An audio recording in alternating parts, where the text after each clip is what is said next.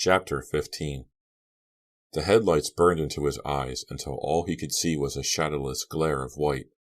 He heard the crunch of metal against metal, the shattering and cracking of glass. Then he felt the jolt.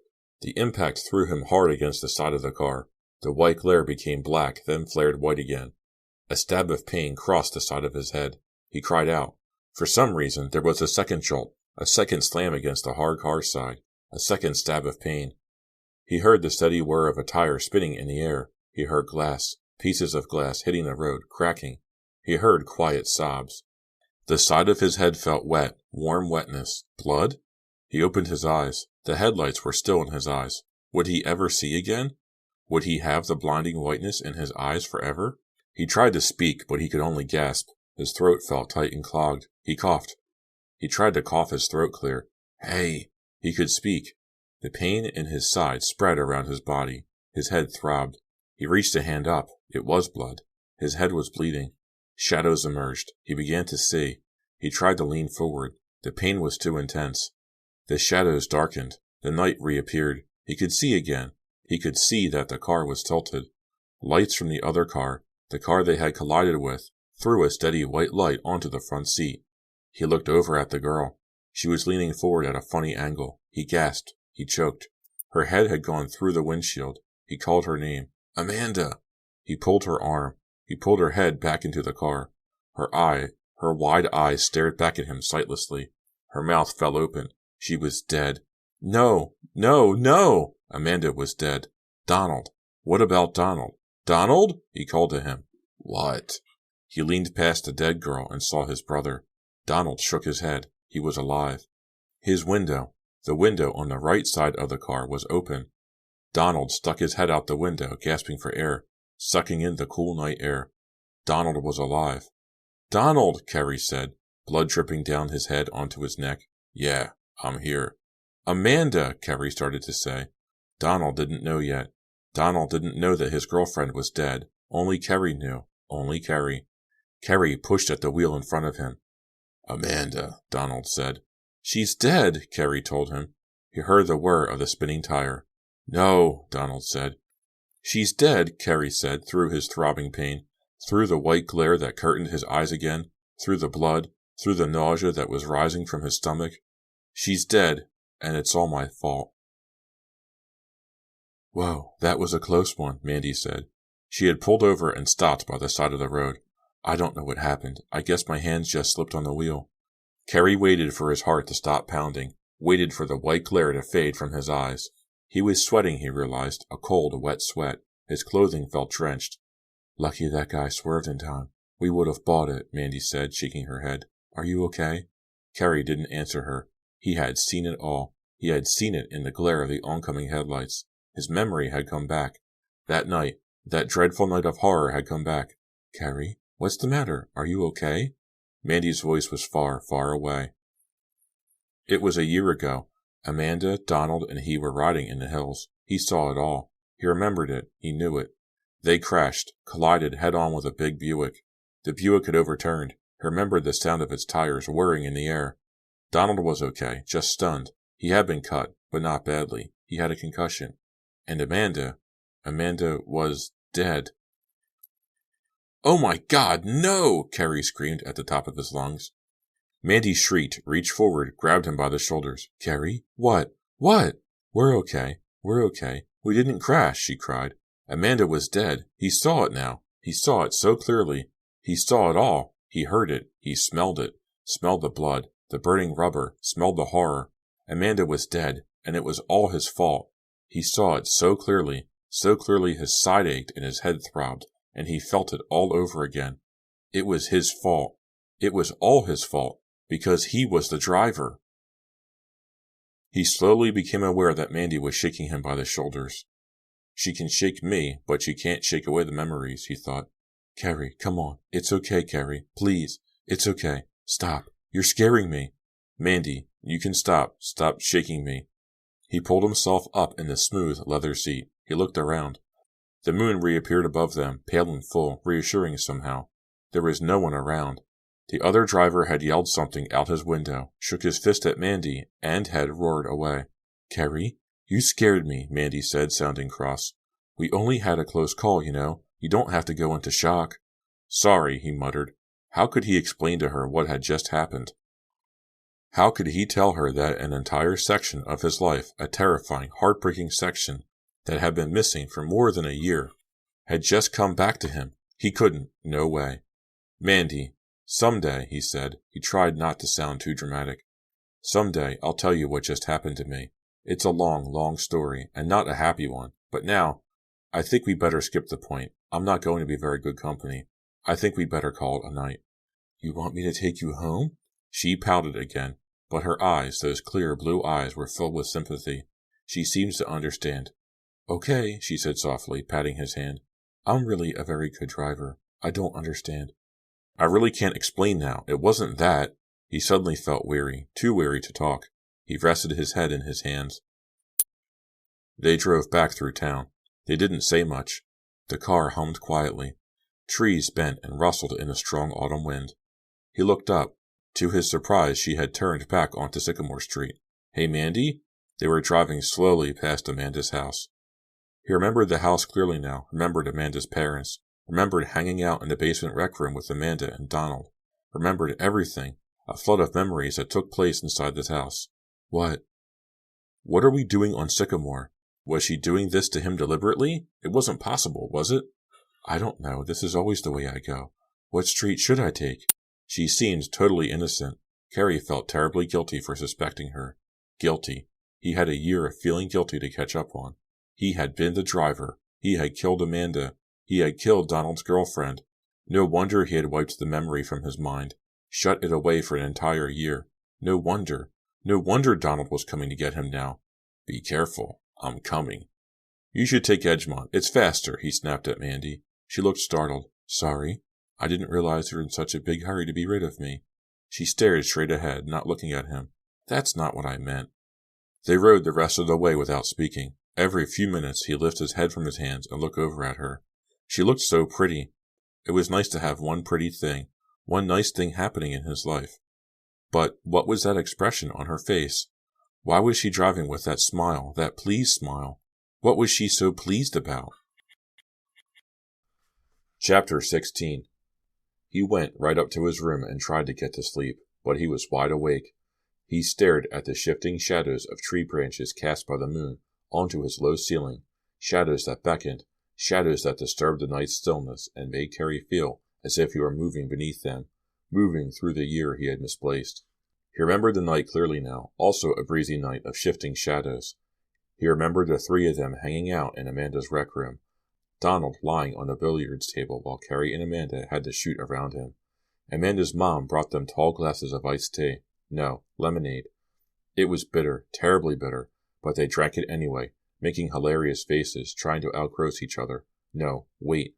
Donald poured his into the rubber tree plant. That's right. Then they went for a drive up in the South Hills. Whose idea was it anyway? Donald's? No, Amanda's. She always wanted to get away from home. They were so happy, so silly. Donald and Amanda never seemed to mind if Carrie tagged along. At least, Carrie never noticed it. That made him very happy. It always made him happy to be with Donald, doing things that Donald did. So they went for a drive. Carrie asked if he could drive. He was only 15, not old enough. But sometimes Donald let him drive, just for laughs. Just for laughs.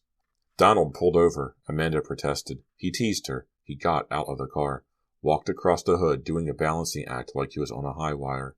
Carrie got behind the wheel. Donald took Carrie's place, riding shotgun. Donald took Carrie's place. Donald was sent away, but Carrie wasn't. Donald took Carrie's place, but Carrie was the driver. Why wasn't Carrie sent away? Why was Donald the one who got punished? Lying in bed, staring up at the twisting shadows, Carrie realized that there was still a piece missing, still a part he didn't remember. Was that why Donald was coming after him now? Because the wrong brother got punished for the crime? Carrie got behind the wheel. It was dark in the hills, and he was going too fast. He didn't really have control, but he was too scared to tell Donald. He didn't like to be laughed at, especially not by Donald, especially not in front of Amanda. And then they crashed, and Amanda died, blood all over. He pulled her head back into the car and saw her eyes. Her eyes. They looked so surprised, and then he screamed. And then the piece was missing. What happened then? What happened next? When'd you get in last night? His father looked and sounded tired. He sucked on his coffee cup as if it were a matter of life or death. Early. Carrie didn't really feel like talking. Should he tell them that Donald had called? Probably. But he just didn't have the strength. You and this Mandy getting pretty serious? Carrie looked up, surprised. His father usually didn't ask such personal questions. No, not really. He poured milk over his cornflakes and sat down across from his father. Dad, I'm starting to get my memory back. He hadn't intended to tell him this morning. Why did he start? I can remember the accident, that whole night. Most of it anyway. Lieutenant Hart put the coffee cup down gently. He put both hands on the edge of the table, grasping the table as if for support. That's good, Carrie. Maybe you should go see Dr. Kessel after school. Dr. Kessel. Carrie had seen her 3 times a week for nearly 8 months after the accident. She was a nice lady, a good listener. He had forgotten all about her, shut her out of his mind. Yeah, maybe, he said. It isn't going to be easy to deal with. She can help you, Lieutenant Hart said, still gripping the table, his white knuckles the only sign that he was nervous about what Carrie was telling him. God knows I can't help much. I'm only a cop. It's a help to talk to you, Dad. That embarrassed his father. He pushed himself up, groaning from the pain in his back. I gotta get going. Take care, and go see Dr. Kessel. Yeah, right. Bye. Lieutenant Hart started out the door, then stopped. The boys at the lab went over the car, he said with a frown. They didn't find much, no prints or anything. The tires were cut with some sort of hunting knife. And the windows, a hammer of some kind was used on them. A soft hammer, like a mallet. Any of your friends walk around with a hunting knife and a mallet? Carrie smiled. I'll keep an eye out. You do that. Any more weird phone calls? Should he tell him about Donald? No. Something kept him from saying it. No. No calls. Must have been a wrong number, right? Right, Dad. Must have been a lot of wrong numbers. The week went by quickly. It was a short week since there had been no school on Monday. Carrie felt calmer, having talked to Dr. Kessel. She urged him to tell his father about Donald's phone call, but he hadn't done it. He kept expecting to see Donald every time he turned a corner, every time he returned home, but there was no trace of him. He spoke to Mandy a few times on the phone. Each time she seemed preoccupied and eager to get off. He asked if she still thought she was being followed, and she said yes. Maybe you should call the police, Carrie had suggested. Oh, that's very helpful, she had replied angrily. Shall we do something this weekend? He asked. Maybe. Her voice was flat, bored. The phone rang once late at night. He picked it up, filled with the dread he had become accustomed to. But it was only a wrong number, someone asking for Carlos. Thanks for calling, he had said, feeling relieved. Friday night, everyone was going out but him. I'm gone, Sean said, giving him a wave, his overnight bag in his other hand. Where are you going? Carrie asked, but Sean was out the door. He's going to see that friend of his who lives upstate, you know, the one with the horses. Carrie didn't know. Sean didn't tell him much about his friends. Sean didn't tell him much, period. Where's my cap? His father grumbled. Why can't I ever find my cap? Maybe you should have 2 caps, Carrie suggested. You stand a better chance that way. A cop with 2 caps, that would shake up the whole department, his father chuckled.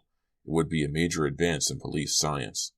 He searched the living room until he found it, tucked between the cushions on the worn green sofa. He placed it carefully on his head and started to the door. Hey, Dad? Yeah. Something I didn't tell you, Carrie said softly. You had that look on your face, Lieutenant Hart said, coming back into the room, leaning on the sofa back.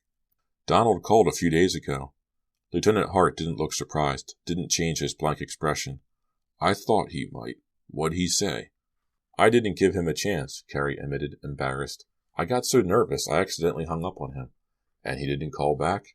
No, So what'd he say? His father repeated, looking into Carrie's eyes, trying to find more of the story there, just like a cop. He said, Be careful, I'm coming, Carrie shrugged. His father finally showed some emotion. He turned his thin white lips down in a frown and shook his head sadly. I was afraid of this, he said, so quietly Carrie could barely hear him. All those months in the hospital. Carrie couldn't decide whether to tell him about Mandy and her feeling that Donald was following her. He decided not to. Why get her involved? Listen, Carrie, Lieutenant Hart was thinking hard.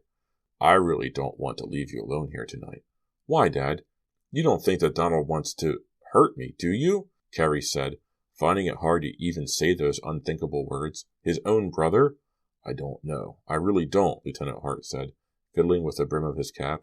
You said you got your memory back. Do you remember what happened after the accident? Carrie stared back at his father. After the accident? No, nothing. Dad, tell me, he said finally. You've got to now. You've got no choice. Lieutenant Hart considered this for a long time, staring down at the green couch, shaking his head. When he looked up, he looked 100 years old. Carrie, your brother tried to kill you. After the accident, Donald went berserk, Lieutenant Hart said in a flat, emotionless policeman's tone. He just lost control, I guess. When we came on the scene, he had dragged you out of the car. He was shaking you, choking you, screaming at the top of his lungs. That's why Donald was sent away, Carrie. It took 3 men to pull him off you. 3 men. But he didn't know what he was doing, right? Carrie said through his shock, through his sorrow. The question seemed to catch his father by surprise. Well, I guess you could say that. He was definitely out of his mind. So, he didn't really know what he was doing. He didn't really know it was me or anything, right? The hatred was still there, Carrie. The fury was still there. His hands were around your throat. Carrie stared at his father. There didn't seem to be anything more to say. He had it now, the missing piece. He didn't want it, but he had it. I didn't want to tell you, Lieutenant Hart said, still gripping the back of the sofa. I never wanted to tell you. They stared at each other for a long while. The room seemed to grow dark, even though the lights were on. I've got to go, Lieutenant Hart said finally. I don't want to leave you here tonight, but I have no choice. Listen, Carrie, lock all the doors after I leave. I'm going to call McCarty and see that a patrol car goes by here every 15 minutes. The house will be under watch. You should be okay if Donald... I'll be okay, Carrie said, his voice nearly a whisper. If you hear or see anything, call the station immediately. Hear? Right, Dad. And listen, don't go out. I mean that. Stay here. Stay locked up. Your brother may not mean you any harm, but we don't know for sure. I'll make sure that patrol car is around here all the time. So you just stay put, okay? Okay, Dad, Carrie said annoyed. I'll be fine. I'll pull a Sean tonight. I'll lie here and watch some old sitcoms. You do that, Lieutenant Hart said. He finally let go of the sofa. He turned and disappeared out the front door. Hey, lock up, he called from outside. Shaking his head, Carrie walked to the front door and locked it. Then he walked through the kitchen and locked the back door. Somehow the fact that his father was more upset than he was cheered him. He knew it would be a long night. He knew he'd jump every time a twig cracked outside the house, but he just couldn't picture it. He just couldn't picture his brother coming back to kill him. Not Donald. Not good-natured, fun-loving Donald. Not his brother. Still. He locked the windows and pulled the shades. The back of his neck felt tight and stiff. He felt a little dizzy. He realized his heart was pounding. Yes, it would be a long night. What was that noise? Something scrabbled across the roof. A squirrel? He held his breath and listened. Silence. I'd better put on some music or something, he thought. I need some noise around here. Something squeaked. He jumped. It was just the floor beneath his sneakers. Oh boy, was it going to be a long night. When the phone rang, he nearly jumped out of his sneakers. His throat tightened. He didn't know if he could answer it. Was it Donald? Was it a call from the girl who was threatening to break his bones? He decided not to answer it. It rang and rang. He couldn't keep his resolve. He picked it up. Carrie, it's me, Mandy. Oh, hi, Mandy. I'm so glad. Carrie, you've got to help me. I'm so frightened. It's Donald. I think he's here, in the house. Please, Carrie. Please. Chapter 17. Her voice still echoed in his ear for a long time after he had hung up. I can't stay here, she had said, out of breath, talking in a terrified whisper. I locked him in the basement. I've got to get away. I'll be right over. And then she had hung up before he could say a word. Had she hung up? Or had the line been cut? Of course she had hung up, he told himself. Don't start imagining things. Don't start making it worse. How could it be worse? He replaced the receiver on the phone, but he didn't move. He had to think, had to clear his head, had to figure out the best thing to do. At first, he was happy Mandy was on her way over to his house. He needed the company, and he liked the idea of coming to her rescue. But would Mandy be any safer with him? What could the two of them do against Donald if he really was a raging, dangerous lunatic out to get her, or them? Be careful. I'm coming. And why was Donald chasing after Mandy? What was her connection to Donald? The answer came to Carrie in a flash, a sudden realization that filled him with dread. She had no connection to Donald. Her only connection to Donald was Carrie. Donald was following Mandy because of Carrie. Donald was out to get Mandy because of Carrie. Carrie had killed Donald's girlfriend, and now Donald had come back, had escaped from a mental hospital, and had come back to kill Carrie's girlfriend. Something clattered against the kitchen window, and Carrie's heart leaped into his throat. "Ah!" he cried aloud, then realized it was probably just an acorn dropping off the tree in the back, or a clump of dried leaves. He walked to the refrigerator on shaky legs and got a Coke. He pulled open the can and took a long drink, telling himself to calm down. "How can I calm down when it's all my fault?" came the answer. Now he felt terribly guilty for the suspicions he had begun to have about Mandy. When she had driven twice past the house on Sycamore Street, it had crossed his mind that she was taking that route deliberately. And then there had been that odd, pleased smile, so out of place, so mysterious, that smile he had caught on her face the night he regained his memory. But how ridiculous to suspect her. All along, he should have suspected himself. Poor Mandy. She was in danger because of him, because of something he had done more than a year before she met him. He made up his mind to protect her. But how? What could he do? He was startled from his thoughts by insistent pounding on the front door. He ran to the door, began to turn the knob, then hesitated. What if it wasn't Mandy? "Who's there?" "It's me. Mandy. Where were you? I've been knocking on the door for nearly a minute." He pulled open the door. "I'm sorry. I was—" She threw her arms around him and buried her face in his neck. "Carrie, I'm so glad, so glad. Thank you," she said. Her face felt hot against his neck. He returned her hug. If she only knew the truth, he told himself, she wouldn't be thanking me. "Everything will be okay," he said unconvincingly. He liked having her so close to him, pressing against him like this, but he could feel her fear, feel the desperation in her touch, and it only increased his feelings of guilt. She pulled away suddenly. "Quick," she said, her eyes darting around the small living room. "We can't stay here. He'll be after us." "No," he said, holding her shoulders. "We have to stay. We'll be safe here." "We'll be sitting ducks here," she said, her voice suddenly hard. "We have to get far away. Some place he doesn't know. Some place where he won't be able to find us." "I promised my dad," Carrie said, walking to the sofa, wanting to be away from the window. "He said to stay here." No, we can't." Her eyes were wild with fear. Fear that was all his fault. She was pleading with him now. "There's a cabin," she said, following him to the sofa. "It's in Granger Forest. Relatives of mine own it, but they're not there now. I have a key. Carrie, listen to me. We'll be safe there. He won't find us." "No, I can't," Carrie started, but he realized she was right. They would be safer away from the house. This house Donald knew so well. He had to try to protect her. It was his fault Donald was chasing her. He had to do something, even if it meant going against his father's wishes. "Okay," he said. "You're right. Let's go." She hugged him again. She seemed so grateful, so desperate. "We'll be safer," she whispered in his ear, her breath hot against his face. "And we'll be together." Her lips brushed his cheek. I'll call my dad," he stammered. "Then we'll go." "Hurry, please," she said, her voice tiny like a little girl's. "Dad won't like it," he said, "but he'll realize it's the safest plan." He picked up the receiver and started to dial. "Hey!" he cried in surprise. "No dial tone. It's silent. Dad!" The surprise turned to fear. "Oh my God," she cried. "We've got to get out of here." "I'll be back in 2 seconds," he said, dropping the dead phone receiver to the floor. He ran upstairs and pulled his backpack from the closet. He stuffed a few shirts and other clothes into it, grabbing them from his dresser drawer without looking.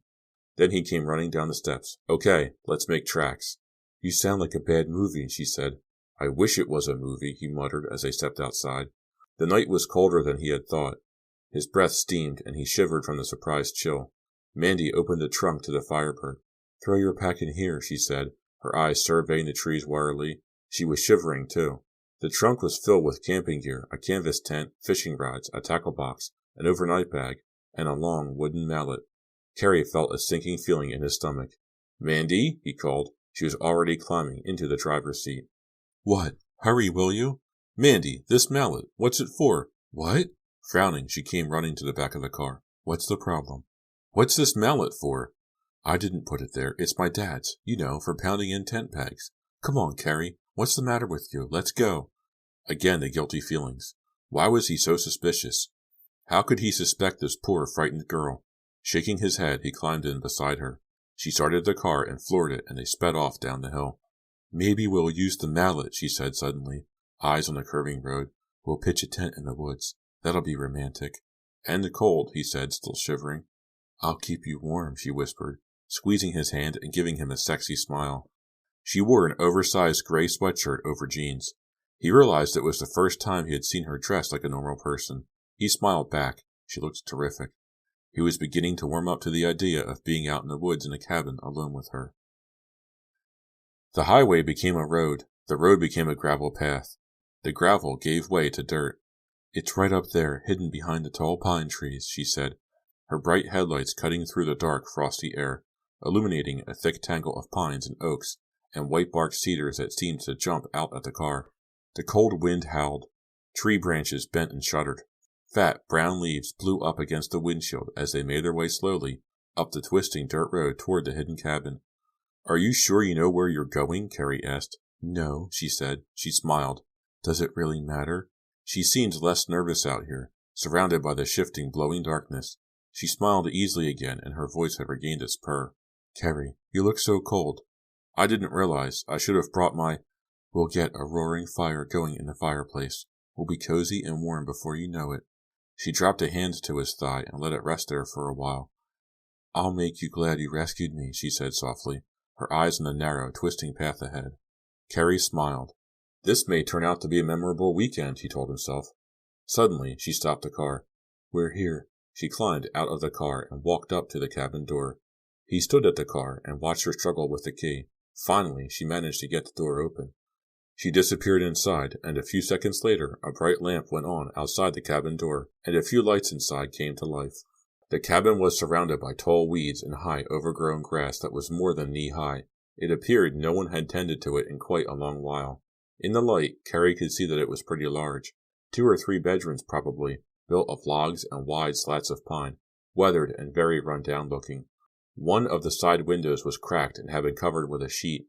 A 4-legged animal of some sort, probably a raccoon or a mole, scampered away as Carrie walked up to the front door. The animal startled him, and he nearly tripped over a clump of tangled weeds. It looks pretty good inside, Mandy said, appearing suddenly at the doorway, looking pale, almost ghostly in the yellow light from the cabin lamp. There's even some canned food in the pantry. Nothing great, but we won't starve. Carrie shivered. Let's unpack the trunk, he said. I'm freezing. He couldn't stop shivering now. Was it just the cold? She leaned over and gave him a quick, warm kiss on the cheek. I know some good ways to warm you up, she said, teasing. Before he could react, she ran to the car trunk and reached into her jeans pocket for the key. He walked carefully through the overgrown weeds to help her unload. What was that? She cried, grabbing his arm tightly. They heard footsteps, crunching, a twig cracking a few hundred yards away in the trees. Animals, I guess, Carrie said, trying to hide his own fear. It's their forest, you know. But do they have to walk around so loudly? She asked, lifting her suitcase from the trunk. After they got all their belongings inside, Carrie looked for the phone. I've got to reach my dad, he told her. Otherwise, he'll have the entire police force going nuts. The kitchen was small, but fully equipped with an electric stove and oven, a refrigerator, even a dishwasher. It was wallpapered, a hideous yellow and pink flower design, faded and peeling at the ceiling corners. The phone was an old-fashioned black one at the corner of the stained formica kitchen counter. Carrie picked it up and began to dial. Silence. The phone was dead. No dial tone, he told her. Oh, gee, she said, looking very concerned. I'm sorry. They probably have it turned off. No one uses the cabin much after the summer. Carrie shivered. It's almost as cold inside as out, he said angrily. Is there a town nearby? Some place I can call from? She shrugged. I don't know. I'm a tourist here too, you know. Carrie began to pace back and forth in the tiny kitchen. Now what am I going to do? He asked. You're going to go get firewood so we can warm this place up, Mandy said softly, trying to soothe him. We'll get a nice fire going, and I'll make us big, steaming cups of hot chocolate. That sounds okay, he said, still thinking about how he was going to call his dad. It'll be more than okay. You'll see, she purred. Then we'll stay up all night, telling each other our problems and our life stories and other stuff. He smiled despite his mood. That other stuff sounds interesting, he said. She pushed him toward the door. There's a small shed out in back, she told him. There always used to be a big pile of firewood next to the shed. Go see. Bring back a lot. It's a big fireplace, and I love a big fire. He clumped outside. The cold stung his face. Tall weeds brushed his jeans as he made his way around the cabin, sending small animals scurrying, his socks wet from the frost, turning his left ankle in a small hole as he tried to walk. There was no light in the back. He waited for his eyes to adjust. He could make out the dark outline of a low shed, and he headed toward it. An animal howled in the distance, another picking up its cry. What am I doing here? He asked himself. A few hours ago, I was in my warm house in front of the TV, safe and, well, he wasn't safe. Now at least he was with Mandy, and far away from Donald. He took a deep breath. The air was cold but fresh. Things could be worse, he thought. If only he could reach his dad. There was a stack of firewood neatly cut and piled by the side of the shed. He cradled 4 logs in his arms and started to the cabin with them. They were frost-covered, but they would burn. He wondered if there was any kindling. Mandy was at the stove, stirring a pot with a big wooden spoon. He stumbled across the entrance, nearly spilling the logs across the kitchen floor. Very gracefully done, she said, and laughed. I get the feeling you're not the outdoors type.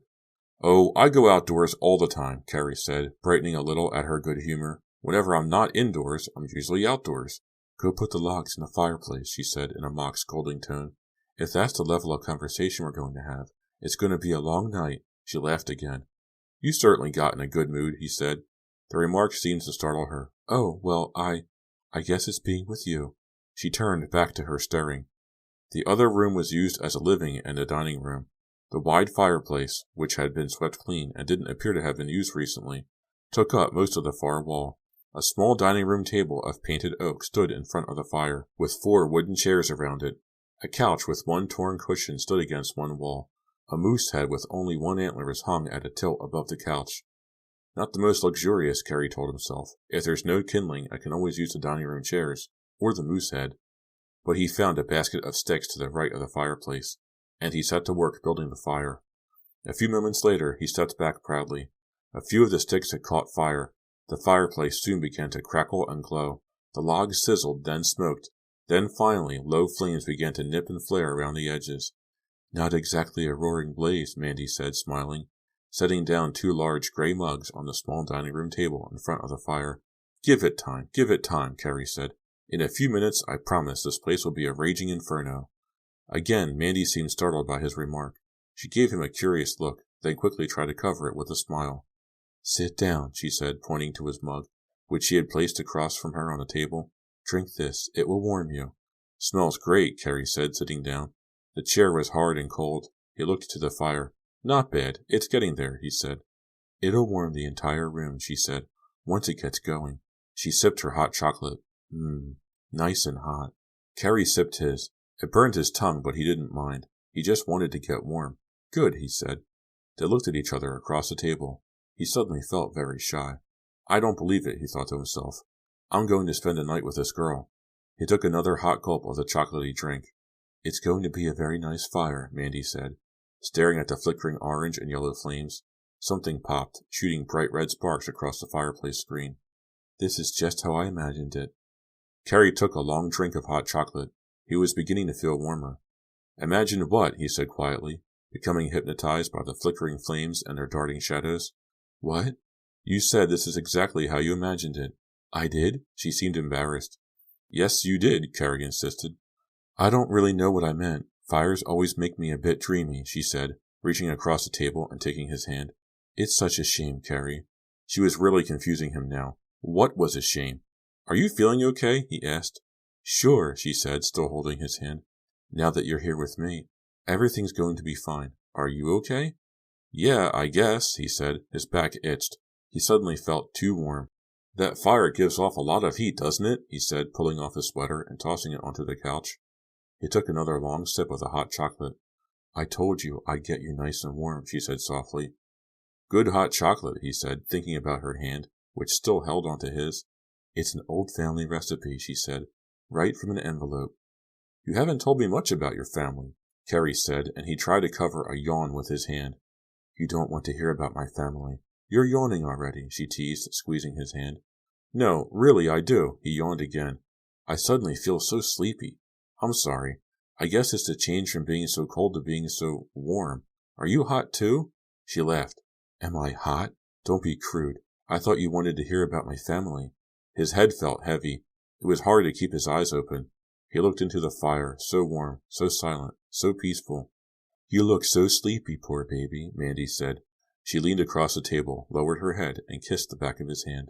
Poor baby. I'm not really. Carrie's eyes closed. He struggled to open them. He could hear Mandy's voice. She was saying, poor baby, over and over again, he thought. But she sounded miles away. Miles and miles. The fire had turned gray. What happened to the flames? It was still burning hot, but he couldn't see the flames. Only gray. He was falling into a gray sleep. Catch me, Mandy, he thought. But she was miles and miles away. Poor baby. He woke up slowly, groggily, his head as heavy as a rock. He saw that the fire had burned low, the blackened log still hissing over gray ashes. His back ached. He realized he was still sitting at the small dining room table. His head ached. He tried to stand up, but he couldn't. The fact that he couldn't woke him up. He saw that his hands were tied behind him with a thick coil of rope. He tried to kick away from the chair, but his ankles were tied together, and his feet were tied tightly to the chair legs.